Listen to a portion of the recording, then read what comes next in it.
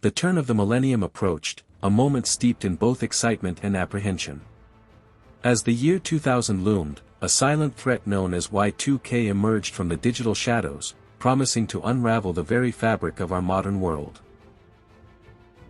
The seeds of Y2K were sown in the early days of computing.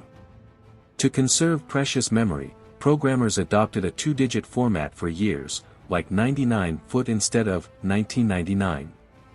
This seemingly innocent shortcut became a ticking time bomb. As mainframes proliferated across industries, this two-digit year convention became deeply embedded in critical systems worldwide. Banking, government, and infrastructure all relied on code that unknowingly carried this fundamental flaw, a digital vulnerability waiting to be exposed. The advent of personal computers in the 1980s and 1990s only amplified the problem. Millions of new systems, from small businesses to home users, inherited the same two-digit year logic, unknowingly duplicating the potential for chaos on a massive scale. As early as the 1970s, some far-sighted computer scientists began to recognize the looming problem. They warned that systems would interpret 2000 foot as 1900 instead of 2000, leading to catastrophic date calculation errors. Their warnings, however, largely went unheeded. By the mid-1990s, the Y2K bug, or Millennium Bug, began to gain traction in technical and business circles. Experts realized the sheer scale of the problem, affecting everything from embedded chips to global financial networks. The clock was ticking louder. Soon, the media seized upon the story. Newspaper headlines screamed warnings, television reports dramatized potential disasters. Public awareness, initially slow, rapidly transformed into widespread anxiety, fueling fears of a technological apocalypse at the stroke of midnight. Governments worldwide, particularly the United States, established task forces to address the crisis. Billions of dollars were allocated to auditing and fixing critical systems, recognizing the potential for societal collapse if infrastructure like power grids and telecommunications failed. The Y2K threat transcended national borders. An unprecedented global effort saw nations sharing information, strategies, and resources. International organizations coordinated responses, understanding that a failure in one country could have ripple effects across the interconnected world.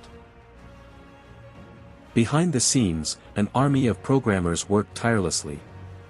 They sifted through millions of lines of legacy code, identifying and rectifying the two-digit year flaw.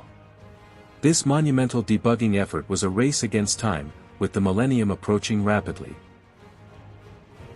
Particular attention was paid to critical infrastructure. Power plants, air traffic control, nuclear facilities, and banking systems underwent rigorous testing and remediation. The stakes were incredibly high, as any widespread failure could lead to widespread disruption and danger. As the panic peaked, many citizens responded by stocking up. Supermarket shelves were emptied of canned goods, bottled water, and batteries. People feared power outages, food shortages, and a breakdown of essential services, preparing for a world without modern conveniences. For some, Y2K fueled full-blown survivalist preparations. Communities and individuals built bunkers, acquired generators, and stockpiled weapons, convinced that the bug would trigger a total societal collapse. These fears reflected a deep mistrust in technology and government. The impending date change also resonated with various religious groups.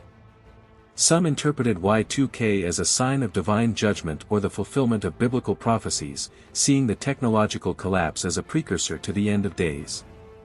Spiritual anxieties mingled with digital fears. The global economy braced for impact. Financial institutions worried about the integrity of their transaction records, loan calculations, and trading systems.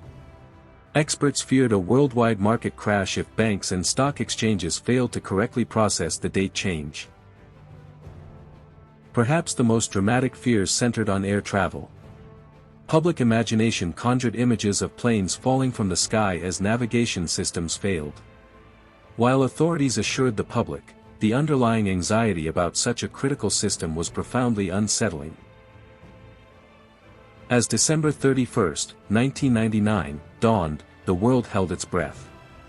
Millions gathered to watch the countdown, not just for celebration, but with an underlying dread. Would the lights go out? Would the systems fail?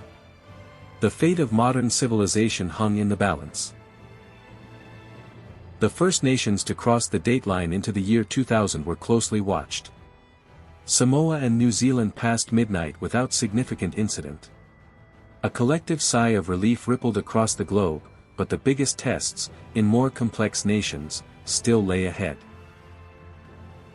As the clock ticked eastward, major Asian cities and Australia transitioned smoothly.